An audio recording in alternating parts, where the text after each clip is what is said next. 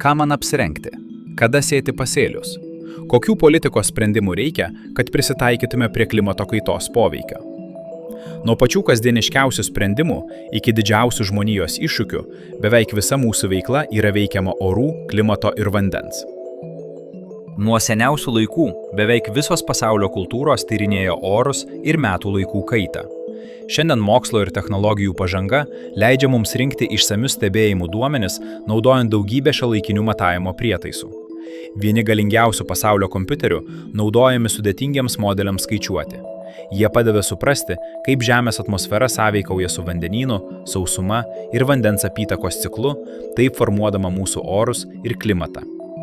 Tačiau visus šiuos rezultatus paversti prasmingą informaciją gali tik daugybė kvalifikuotų ir gerai parengtų meteorologų bei hidrologų, dirbančių visame pasaulyje ir visą parą.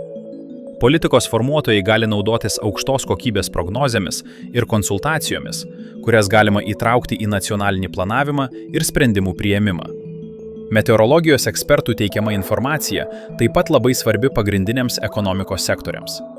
Laivyba ir oro transportas remiasi prognozėmis, kad galėtų didinti efektyvumą ir mažinti rizikas. Turizmas ir laisvalaikio sektorius priklauso nuo orų prognozių, kurios padeda planuoti veiklas lauke ir užtikrinti žmonių saugumą. Žemės ūkyje meteorologai padeda ūkininkams parinkti tinkamiausią laiką sėjai ir derliaus nuėmimui, atsižvelgiant į sezoninės sąlygas. Jie taip pat teikia svarbius duomenis ir prognozes energetikos bei vandens išteklių valdymo specialistams, padeda saugoti išteklius ir infrastruktūrą bei skatinti atsinaujinančios energijos naudojimą. Meteorologai yra itin svarbus nacionalinėse pastangose užtikrinti visuomenės sveikatą ir saugumą. Nuo per orą ir vandenį plintančių ligų protrūkių prognozavimo iki išankstinių perspėjimų, kai pavojinga audra ar potvynis gali kelti grėsmę žmonėms ir jų turtui. Nacionalinės kariuomenės taip pat remiasi sinoptikais, siekdamos apsaugoti savo karius ir įrangą bei planuoti strategijas. Turbūt labiausiai atpažįstamas meteorologijos veidas yra orų pranešėjas. Šie specialistai turi ir žinių,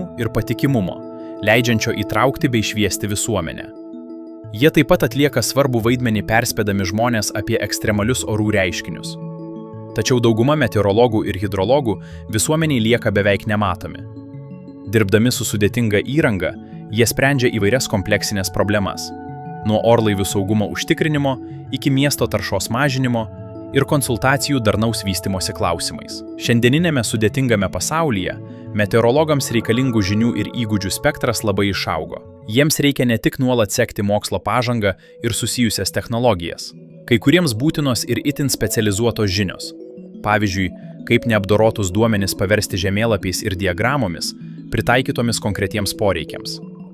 Vis daugiau meteorologų turi gebėti kuo laiku ir aiškiau komunikuoti galimą orų, klimato ir vandens keliamų pavojų poveikį labai skirtingoms auditorijoms. Meteorologai ir hidrologai dirba labai įvairiose organizacijose. Nuo nacionalinių meteorologijos tarnybų ir mokslinių tyrimų institutų iki privačių įmonių, oro uostų, policijos įstaigų ir daugelio kitų.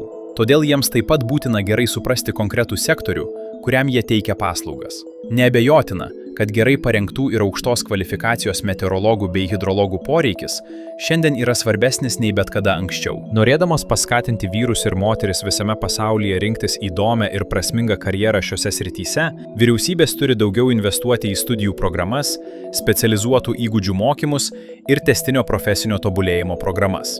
Pasaulinė meteorologijos organizacija yra pasirengusi padėti tenkinti šiuos poreikius per platų, maždaug 60 plėtros partnerių ir regioninių mokymo centrų tinklą. Kartu jie kasmet užtikrina aktualius mokymus tūkstančiams specialistų, ypač besivystančiose šalyse, kur tokių specialistų poreikis yra itin didelis.